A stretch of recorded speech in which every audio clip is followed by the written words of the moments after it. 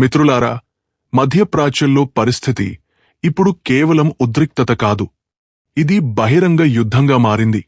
America మరియు Israel ఇరాన్పై దాడి చేసిన వెంటనే ఇరాన్ వేచి ఉండలేదు.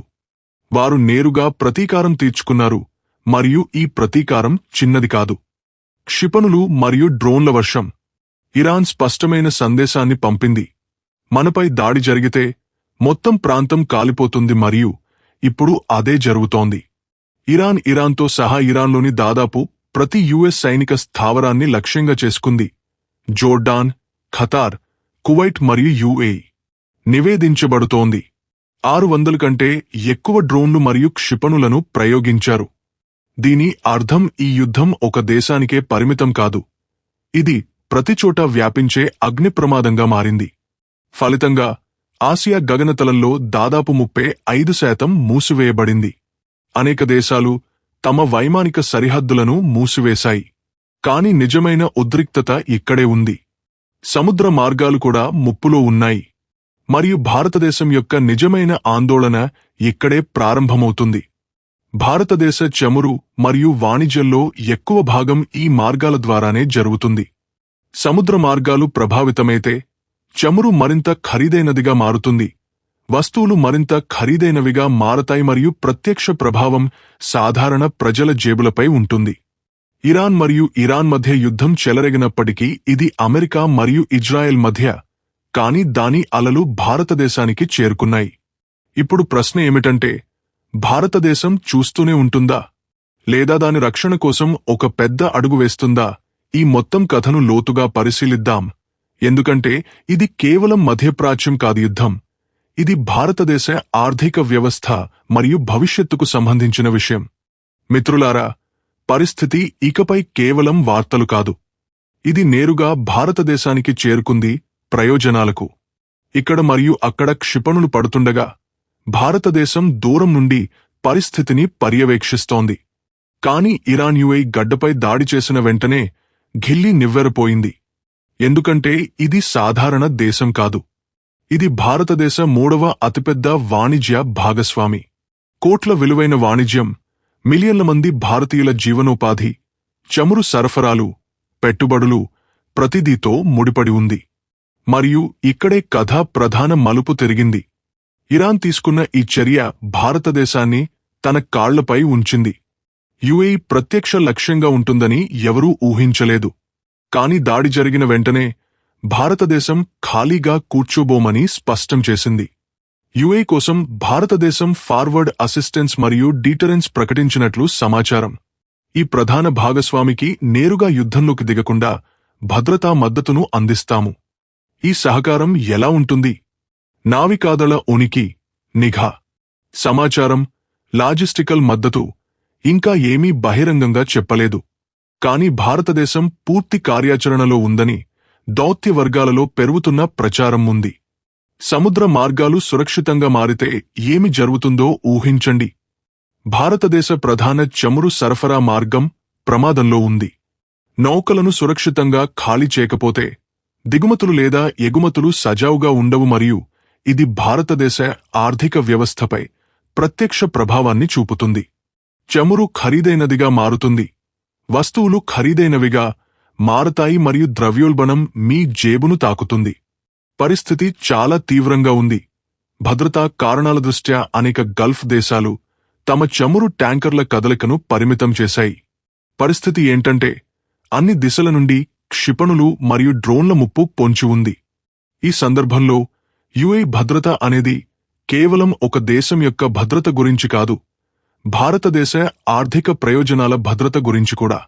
యుద్ధం దూరంగా ఉన్నట్లు అనిపించవచ్చు, అది జరిగి ఉండవచ్చు, కాని దాని ప్రతిధ్వనులు భారతదేశం వరకు వినిపిస్తున్నాయి. ఈ సంక్షోభం పరిమితంగా ఉంటుందా లేదా ప్రపంచవ్యాప్తంగా మారుతుందా అనేది రాబోయే వారాలు నిర్ణయిస్తాయి. ఈ పరిస్థితి ఆర్థిక తుఫానుగా మారుతుంది, మరియు ఇది ఇప్పుడు భారతదేశం యొక్క వ్యూహం. నష్టాలు సంభవించే ముందు సిద్ధం చేసుకోండి. మిత్రులారా, ఫిబ్రవరి మరియు మార్చి 2026 ఇకపై కేవలం క్యాలెండర్ నెలలు కాదు. ఈ తేదీలు చరిత్రలో చెక్కబడ్డాయి. దశాబ్దాలుగా మధ్యప్రాచ్యంలో చెలరేగిన యుద్ధం అకస్మాత్తుగా బహిరంగ యుద్ధంగా చెలరేగింది. అమెరికా, ఇజ్రాయెల్ మరియు ఇరాన్ నేరుగా తలపడ్డాయి. ఇది పెద్ద మరియు సమన్వయ దాడులతో ప్రారంభమైంది. అమెరికా దీనికి ఆపరేషన్ ఎపిక్ ఫ్యూరీ అని పేరు పెట్టింది. ఇజ్రాయెల్ దీనిని ఆపరేషన్ రింగ్ లయన్ అని పిలిచింది.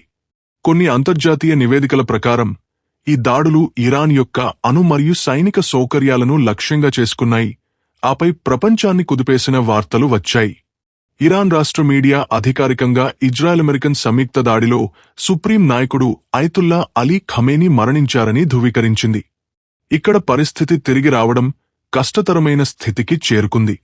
ప్రతిస్పందనగా ఇరాన్ ప్రపంచానికి తాను చూస్తూ కూర్చోనని కూడా చూపించింది. Islamic revolutionary guard corps operation 2ను ప్రారంభించింది. 4 ప్రామిస్ చేయండి, మరియు ఇది సాధారణ ప్రతిస్పందన కాదు. వందలాది కాదు, 600 కంటే ఎక్కువ డ్రోన్లు మరియు క్షిపణులను ప్రయోగించారు. పరిస్థితి చాలా తీవ్రంగా మారింది. పరిస్థితి క్లిష్టంగా మారింది. గతంలో ఇరాన్ గల్ఫ్ దేశాలను నేరుగా లక్ష్యంగా చేసుకోలేదు. కానీ ఈసారి రెడ్ లైన్ లాంటిదేమీ లేదు.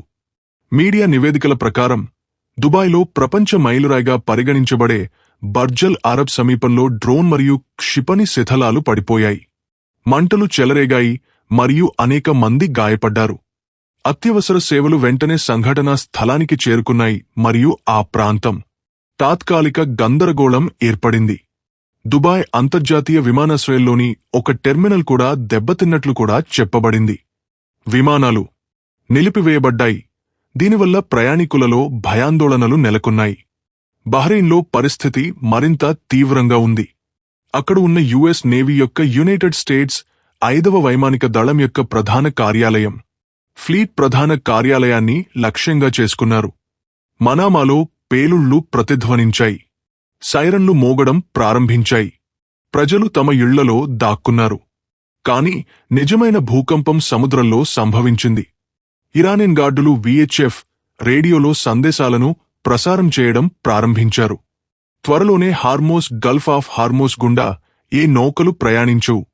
యూరోపియన్ ఓషియానిక్ మిషన్ ఆస్పైల్స్ మరియు యూకే మారిటైమ్ ట్రేడ్ ఆపరేషన్స్ కూడా ధృవీకరించాయి. ఓడలకు హెచ్చరికలు అందుతున్నాయని. మీడియా నివేదికల ప్రకారం ఒమన్ తీరంలో ఆయిల్ ట్యాంకర్ స్కైలైట్పై డ్రోన్ దాడి జరిగింది. అది జరిగింది. సిబ్బంది సభ్యులు గాయపడ్డారు. ఆపై గణాంకాలు బయటకు వచ్చాయి. సుమారు 170 కంటైనర్లు, ఓడలు గల్ఫ్ ఆఫ్ హార్మోస్లో చిక్కుకున్నారు. సుమారు 450 చమురు మరియు గ్యాస్ ట్యాంకర్లు మరియు 200 బల్క్ క్యారియర్లు గల్ఫ్ లోపల చిక్కుకున్నాయి. దీని అర్థం ప్రపంచ సరఫరా గొలుసు నిలిచిపోయింది. చమురు, గ్యాస్ కంటైనర్లు అన్నీ ఆగిపోయాయి. మార్కెట్లలో భయాందోళన. ప్రపంచ ఆర్థిక వ్యవస్థ ఒక బలహీనమైన దారంపై వేలాడుతోంది. ఇది ఇకపై మధ్యప్రాచ్య వివాదం కాదు. ఇది సముద్ర మార్గాలపై వివాదం. ఇది ఒక సంఘర్షణ. చమురుపై వివాదం, ప్రపంచ శక్తి సమతుల్యతపై వివాదం. మరియు ప్రశ్న ఏమిటంటే, ఈ సంఘర్షణ ఇక్కడితో ముగుస్తుందా? లేదా 2026 గుర్తుండిపోతుందా? చరిత్ర దీనిని ప్రపంచ సంక్షోభ సంవత్సరంగా గుర్తుంచుకుంటుందా? మిత్రులారా, హార్ముజ్ జలసంధిలో ఉద్రిక్తతలు పెరగడం ఇదే మొదటిసారి కాదా? 2019లో పరిస్థితి మరింత దిగజారినప్పుడు భారతదేశం ఆపరేషన్ సంకల్ప్తో ఒక ప్రధాన అడుగు వేసింది. ఈ ఆపరేషన్ కింద భారత నావికాదళం తన భారత జెండాతో ఉన్న చమురు ట్యాంకర్లకు భద్రత కల్పించడానికి గల్ఫ్ ప్రాంతంలో యుద్ధనౌకలు, డిస్ట్రాయర్లు మరియు యుద్ధనౌకలను మోహరించారు. ఇది స్పష్టమైన సందేశాన్ని పంపుతుంది: మేము మా నౌకలను వదిలివేయము. ఇప్పుడు 2026 సంక్షోభం చాలా ఎక్కువగా ఉంది. అందువల్ల భారత నావికాదళం తన ఉనికిని బలోపేతం చేసిందని నమ్ముతారు. ఎందుకంటే చమురు సరఫరాలు అంతరాయం కలిగితే అది భారతదేశ ఆర్థిక వ్యవస్థపై ప్రత్యక్ష ప్రభావం చూపుతుంది. గుర్తుంచుకోండి, భారతదేశం తన ముడి చమురు అవసరాలలో దాదాపు 85% విదేశాల నుండి దిగుమతి చేసుకుంటుంది మరియు ఇందులో ఎక్కువ భాగం హార్మోజ్ మార్గం ద్వారా వస్తుంది. ఈ మార్గాన్ని బ్లాక్ చేస్తే పెట్రోల్ మరియు డీజిల్ ధరలు ఆకాశాన్ని అంటుకోవచ్చు. కాని భారతదేశం చూడటం మాత్రమే కాదు, అది కూడా సిద్ధమవుతోంది. ఇటీవల భారత కోస్ట్ గార్డ్ చీకటి వరదలతో నిండిన ట్యాంకర్లపై చర్య తీసుకుంది, ఆంక్షలను ఉల్లంఘించి సముద్రాలలో తిరుగుతున్నది. మధ్యప్రాచ్యంలో క్షిపణులను ప్రయోగిస్తున్నారు. ఓడలు సముద్రంలో చిక్కుకున్నాయి. కానీ భారతదేశం వెనుకబడి లేదు. నేవీ అప్రమత్తంగా ఉంది. కోస్ట్ గార్డ్ చురుకుగా ఉంది మరియు ఇంధన నిల్వలు సిద్ధంగా ఉన్నాయి. ఇప్పుడు అసలు ప్రశ్న ఏమిటంటే, ఈ తయారీ సరిపోతుందా? లేదా 2026 నాటి ఈ సంక్షోభం చమురు మరియు ఆర్థిక వ్యవస్థను కొత్త పరీక్షకు గురిచేస్తుందా? మిత్రులారా, పరిస్థితి కేవలం యుద్ధానికే పరిమితం కాదు. దీని ప్రభావం ఇప్పుడు ఆకాశం మరియు సముద్రం రెండింటిలోనూ కనిపిస్తుంది. అనేక గల్ఫ్ దేశాలు తమ గగనతలాన్ని మూసివేశాయి. ఫలితం 19,000 కంటే ఎక్కువ విమానాలు ఆలస్యం అయ్యాయి. వేలాది మంది ప్రయాణికులు విమానాశ్రయాలలో చిక్కుకుపోయారు. టిక్కెట్లు ఖరీదైనవి. మొత్తం విమానయాన పరిశ్రమపై ఒత్తిడి తెస్తూ మార్గాలను మారుస్తున్నారు. మరోవైపు సముద్రం. ఇరాన్ హార్మోజ్ జలసంధిపై తన పట్టును బిగించింది. ప్రపంచంలోని చమురులో ఎక్కువ భాగం ఈ మార్గం గుండా వెళుతుంది. ఈ చోక్ పాయింట్ మూసివేయబడితే మొత్తం ప్రపంచ సరఫరా గొలుసు అంతరాయం కలిగిస్తుందని ఊహించుకోండి. ఇప్పుడు భారతదేశం గురించి నేరుగా మాట్లాడుకుందాం. భారతదేశం తన ముడి చమురు అవసరాలలో దాదాపు 85% దిగుమతి చేసుకుంటుంది మరియు దానిలో దాదాపు సగం ఈ హార్మోజ్ జలసంధి ద్వారా వస్తుంది.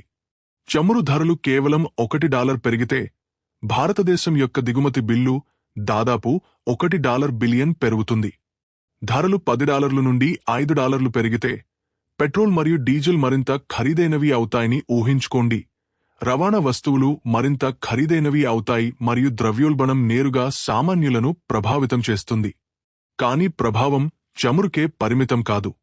గల్ఫ్ దేశాలతో భారతదేశం యొక్క వాణిజ్యం దాదాపు $117 బిలియన్లు ప్రమాదంలో ఉన్నాయి. ఇరాన్కు బాస్మతి బియ్యం ఎగుమతులు మరియు గల్ఫ్ నుండి లాగ్ దిగుమతులు భారతదేశ అవసరాలలో ఎక్కువ భాగాన్ని తీరుస్తాయి. అన్నీ అనిశ్చితిలో కప్పబడి ఉన్నాయి. మరియు అతిపెద్ద ఆందోళన ఏమిటంటే, గల్ఫ్లో నివసిస్తున్న 9 మిలియన్ల నుండి 10 మిలియన్ల మంది భారతీయులు. ఈ ప్రజలు ప్రతి సంవత్సరం $100 మరియు $135 బిలియన్ల మధ్య భారతదేశానికి పంపుతారు. ప్రతి సంవత్సరం భారతదేశానికి పంపుతారు. విమానాలు రద్దు చేయబడితే, పరిస్థితి మరింత దిగజారితే లేదా కార్యకలాపాలు ఆగిపోతే వారి ఆదాయాలు మరియు భారతదేశం చెల్లింపు చేసే సామర్థ్యం కోల్పోతుంది. చెల్లింపులు ప్రభావితమవుతాయి. ఇంకా రూపాయి ఒత్తిడికి లోనవుతుంది. స్టాక్ మార్కెట్ అస్థిరత పెరగవచ్చు. లాజిస్టిక్స్ మరింత ఖరీదైనదిగా మారవచ్చు. విమానయాన రసాయనాల తయారీతో సహా అనేక రంగాలు ప్రత్యక్షంగా ప్రభావితమవుతాయి. ఈ సంక్షోభం చాలా కాలం పాటు కొనసాగితే భారతదేశం వృద్ధి రేటు కూడా మందగించవచ్చు. 2023 నుంచి 24 వరకు ఇజ్రాయెల్ హమాస్ యుద్ధం సమయంలో చూసిన పరిస్థితిని పోలి ఉంటుంది. ప్రాంతీయ వాణిజ్యం ఇప్పటికే ఒత్తిడిలో ఉన్నప్పుడు. దీని అర్థం ఇది కేవలం సుదూర యుద్ధం కాదు. ఇది మన ఆర్థిక వ్యవస్థకు, మన జేబులకు, మన డయాస్పోరాకు ఒక పరీక్ష, సోదరులకు మరియు మన మొత్తం అభివృద్ధి నమూనాకు. ఇప్పుడు ప్రశ్న ఏమిటంటే, పరిస్థితి త్వరగా మెరుగుపడుతుందా లేదా భారతదేశం సుదీర్ఘ ఆర్థిక యుద్ధాన్ని ఎదుర్కొంటుందా? సిద్ధంగా ఉండండి. భారతదేశం తన సముద్ర భూభాగం గురించి చాలా అప్రమత్తంగా ఉందని ఇది స్పష్టంగా సూచిస్తుంది. ఇప్పుడు ప్రశ్న, పరిస్థితి మరింత దిగజారితే ఇక్కడ కొన్ని శుభవార్తలు ఉన్నాయి. భారతదేశంలో కనీసం 10 రోజుల వ్యూహాత్మక ముడి చమురు నిల్వలు ఉన్నాయి. దీనిని Indian strategic petroleum reserves limited నిర్వహిస్తుంది. ఇంకా 5 నుంచి 7 రోజుల శుద్ధి చేసిన ఇంధన నిల్వ కూడా అందుబాటులో ఉంది. దీని అర్థం అకస్మాత్తుగా షాక్ వస్తే దేశం వెంటనే చిక్కుకుపోదు. మరియు సంక్షోభం చాలా కాలం పాటు కొనసాగితే భారతదేశానికి మరో ఎంపిక ఉంది. రష్యా వంటి దేశాల నుండి సబ్సిడీ చమురు దిగుమతులను పెంచడం. రష్యా వంటి దేశాల నుండి రాయితీ నిధుల ద్వారా చమురు దిగుమతులను పెంచడం. గత సంవత్సరాల్లో ఈ వ్యూహాన్ని ఉపయోగించి భారతదేశం తన సరఫరాలను వైవిధ్యపరిచింది. చిత్రం స్పష్టంగా ఉంది.